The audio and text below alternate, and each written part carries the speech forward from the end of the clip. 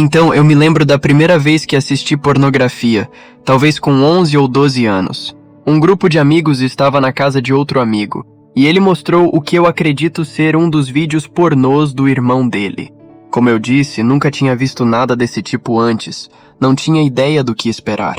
E eu lembro dele colocando o vídeo e, no meio de toda a excitação e loucura, havia uma real sensação de que minha pureza tinha sido tirada de mim naquele momento. Se faz sentido. E a partir daí, essa curiosidade se desenvolveu em algo muito pouco saudável muito rapidamente. Eu comecei a procurar fitas de vídeo e revistas, tudo que eu podia encontrar, o que era muito mais difícil naquela época, mas ainda conseguia encontrar coisas. E então, conforme fui ficando mais velho, isso se transformou em eu sair com várias pessoas. Fiquei completamente viciado nesse tipo de gratificação que eu obtinha de alguém me dando algum tipo de afirmação. Eu ficava acordado a noite toda em salas de bate-papo e sites tentando me envolver com pessoas nessas conversas. A noite se transformava em manhã e assim o ciclo continuava. Eu sabia que estava ficando ruim quando estava na casa de um amigo me preparando para sair numa sexta ou sábado à noite. Agora, todos no meu grupo de amizade e todos que eu conhecia consideravam esse amigo como a máquina sexual, aquele que tinha mulheres diferentes em dias diferentes, todas essas coisas. Ele me perguntou quantas vezes eu assisti pornografia ou caí em pecado sexual naquele dia. Eu não consigo lembrar o número exato, mas era entre 7 e 10 vezes, eu acredito. Ele olhou para mim e disse: "Acho que você tem um problema." E sim, isso me atingiu.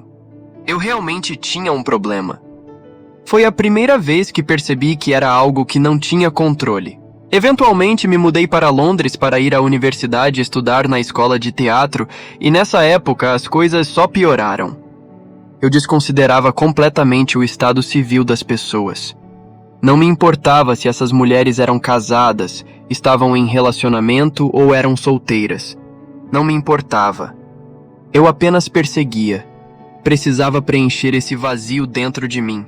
Estava voltando de uma festa da casa de uma garota me sentindo completamente vazio espiritualmente e lembro de pensar, tem que haver mais na vida do que isso. O que você precisa entender é que eu estava numa boa escola de teatro em Londres. Tinha uma bolsa para pagar minha educação. Meus pais estavam me ajudando financeiramente para sobreviver em Londres, porque é muito caro. Amigos festejando toda noite. Eu não tinha com o que me preocupar. Não havia nada com o que me preocupar e ainda assim estava tão vazio. Isso se liga ao meu testemunho que não vou entrar em detalhes agora, mas lembro de dizer a Deus: "Se você está aí, pode me mostrar?" E nessa época, uma amiga tentou falar comigo sobre Jesus alguns anos antes, quando eu estava nas minhas primeiras festas. Ela tentou me contar sobre Jesus, mas eu não estava interessado, porque Jesus e religião eram chatos. Essa era a minha compreensão. Jesus e religião estão lá para te impedir de aproveitar a vida, e regras e regulamentos causam mais problemas. Ela apareceu no Facebook e me convidou para a igreja, e acabou que ela estava fazendo um estágio em uma igreja a 2 estações de metrô da onde eu estava, então você poderia caminhar até lá em cerca de 25 minutos. Fui a uma noite para estudantes onde as pessoas estavam falando sobre Jesus, orando e adorando. Achei um pouco estranho, mas tive essa convicção de que precisava voltar novamente ao serviço dominical naquele domingo. E fui a esse serviço e foi lá que conheci Jesus. Não posso explicar tudo isso agora, isso é para outro vídeo. À medida que desenvolvi esse relacionamento com Jesus e fiquei mais próximo de Deus, não queria mais fazer essas coisas. Era como se alguém tivesse me dito que eu tinha uma escolha e não precisava fazer isso mais. Não precisava correr atrás das mulheres e sair tanto quanto queria. Então começou minha caminhada como cristão, tentando amar Jesus, amar Deus e ouvir o Espírito Santo da melhor forma possível. Eu pensei que continuaria caindo nesse pecado. Ele me capturou e agarrou tão fortemente que parecia não haver nada que eu pudesse fazer para parar. Eu deixava meu laptop na casa dos amigos. Pedia para as pessoas mudarem senhas. Permitia que as pessoas olhassem meu histórico. Fazia tudo porque só queria pornografia e queria conversar com mulheres sobre sexo. Queria ter sexo. Era isso que eu queria. E não conseguia vencer isso. À medida que cresci na minha caminhada com Jesus, comecei a ver a hipocrisia na igreja e não queria ser essa pessoa que falava sobre Jesus, mas tentava dormir com alguém no mesmo dia ou na mesma noite. Eu odiava essa luta dentro de mim.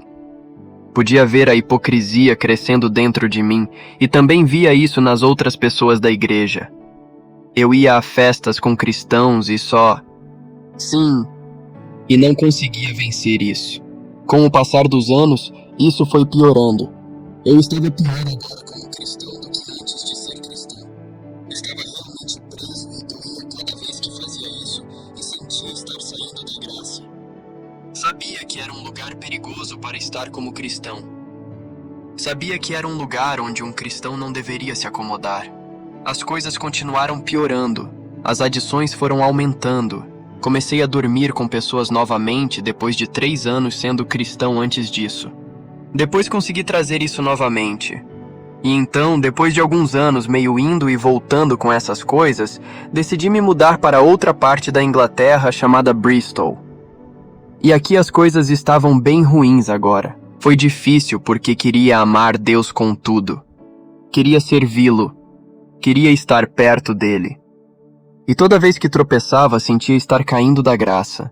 Sentia essa separação criada pela vida pecaminosa que estava vivendo. Havia criado isso. E só criava vazio dentro de mim. E Deus foi tão gracioso ao permitir voltar até ele pedindo ajuda e dizendo: desculpe. Então tentei essa igreja pela primeira vez em Bristol. Fui àquela igreja e fiquei na parte de trás porque não queria estar perto dos outros cristãos porque estava assustado. E esse palestrante convidado compartilhou quase a mesma história que a minha. Agora havia algumas diferenças na história relacionada ao pecado sexual, como ficou ruim na universidade. E o final do show foi apenas sobre a graça de Deus, cura de Deus e o que Jesus pode fazer.